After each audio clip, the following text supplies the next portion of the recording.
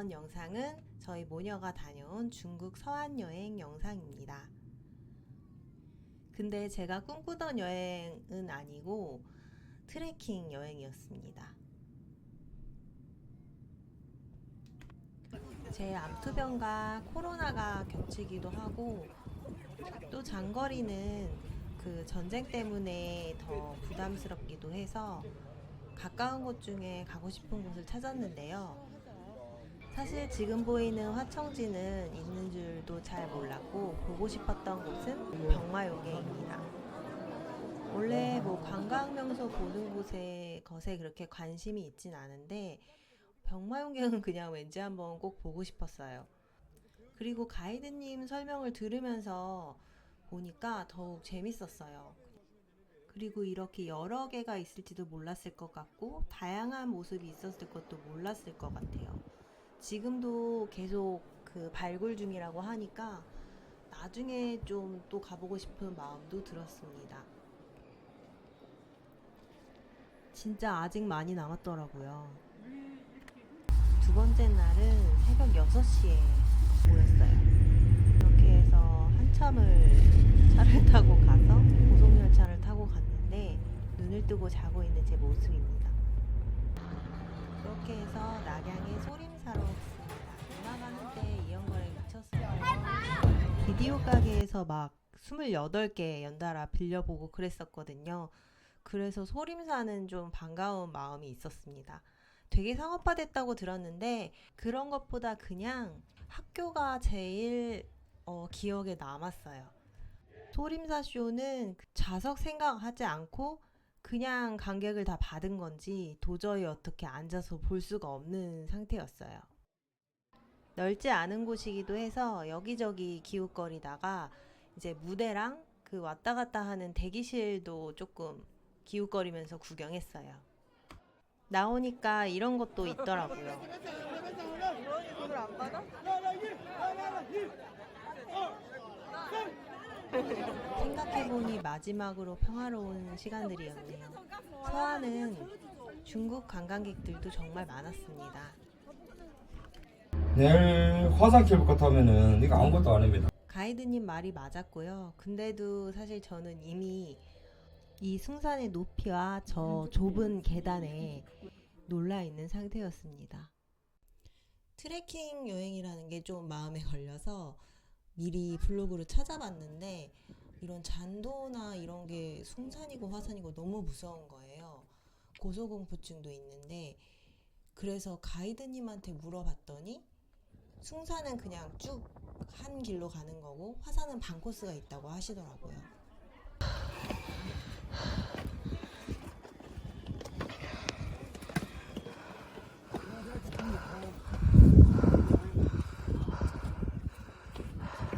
바람이 차가워요. 굉장히 초입부터 이런 상태로 다녔고요.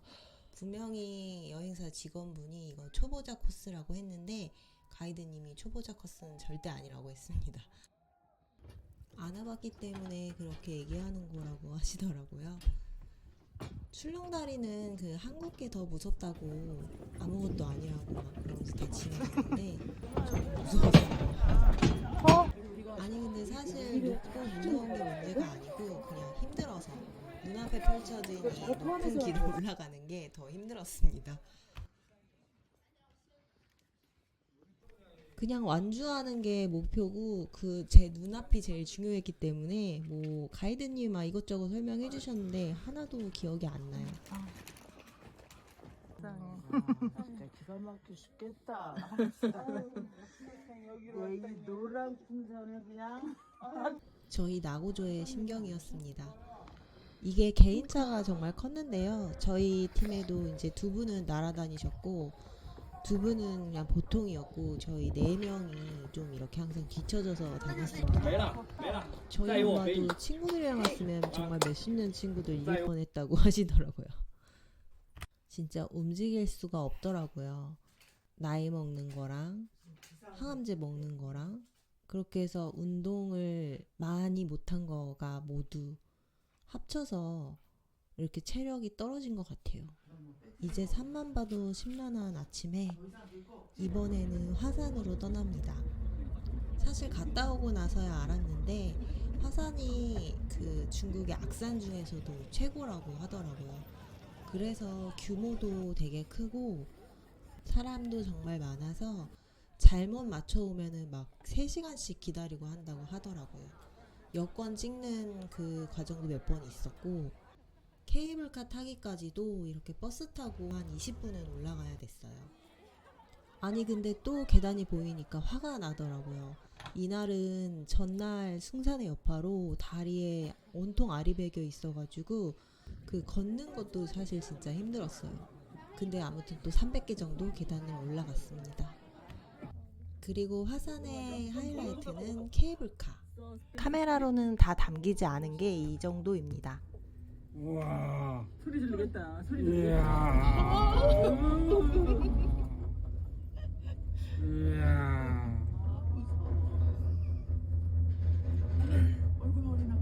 여기 왼쪽으로 보면 여기가 도사들이 도사도 여기가 진짜 있네. 미쳤나봐.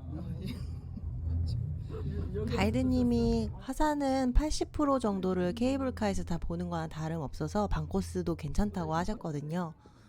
이날은 숭산의 여파로 다리가 아파서 막 쩔뚝거리면서 걷는 데다가 메인이 되는 곳이어서 그런지 사람이 정말 많았어요. 근데 사람들이나 부딪히거나 스텝이 꼬이면은 막 굴러떨어질 것 같은 느낌이 들어서 더 조심하게 되더라고요. 이렇게 기어 올라오는 구간도 있었습니다. 화산이 훨씬 거대하기도 했지만 이날은 다리 때문에 계속 천천히 가게 되니까 주변을 돌아보게 되고 사람도 많다 보니까 막 비켜서게 되고 이러면서 전날에는 몰랐던 이 높은 데에 있다는 실감이 나서 조금 무서웠어요.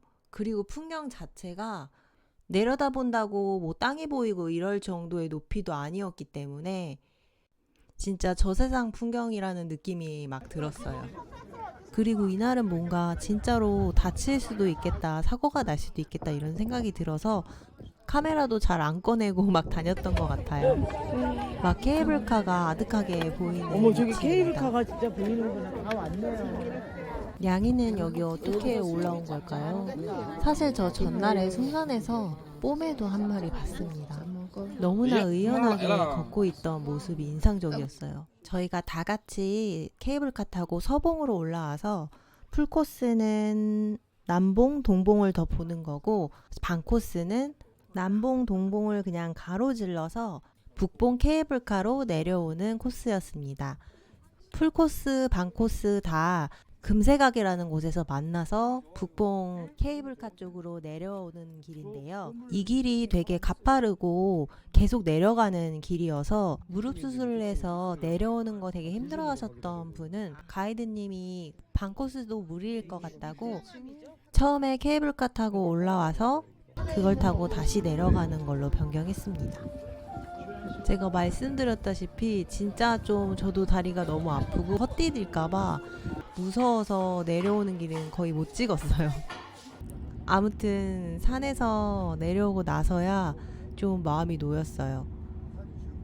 암을 겪고 나니까 죽음이 생각보다 가까이 있다는 거를 좀 실감을 하게 돼서 약간 진지하게 걱정하는 버릇이 생겼어요. 이번에도 막 살아 돌아오지 못하는 거 아니야? 이 생각도 사실 진지하게 했었어요. 여러 최악의 상황을 돌려보는 버릇이 생겨서 더 그런 것도 같고요. 아무튼 사고에 대한 조금 불안함은 커진 것 같아요. 예상도 하지 못했는데 일어날 일들에 대해서. 그래서 운전도 좀 더 조심하면서 하게 되고 성격 급한 것도 조금 달라진 것 같긴 해요. 다음날 마지막 날은 공항 가기 전에 잠깐 서안 성벽을 들렀습니다. 성벽 아래를 보니까 시장 같더라고요. 성벽 위에도 몇 개 뭘 살 수 있는 데가 있긴 했지만 이쪽이 훨씬 더 재밌어 보였습니다. 사실 그냥 저는 병마용갱이랑 이런 데 구경하고 싶었던 건데 생각지도 않게 이런 트레킹 여행으로 다녀왔네요. 동영상 저도 이렇게 걸으면서 내려왔거든요. 트레킹 비슷한 걸 해본 적이 없어서 많이 물어봤거든요. 초보자도 얼마든지 가능하다고 하신 건 틀린 말이었지만 서안은 특색 있고 깨끗한 좋은 여행지였습니다.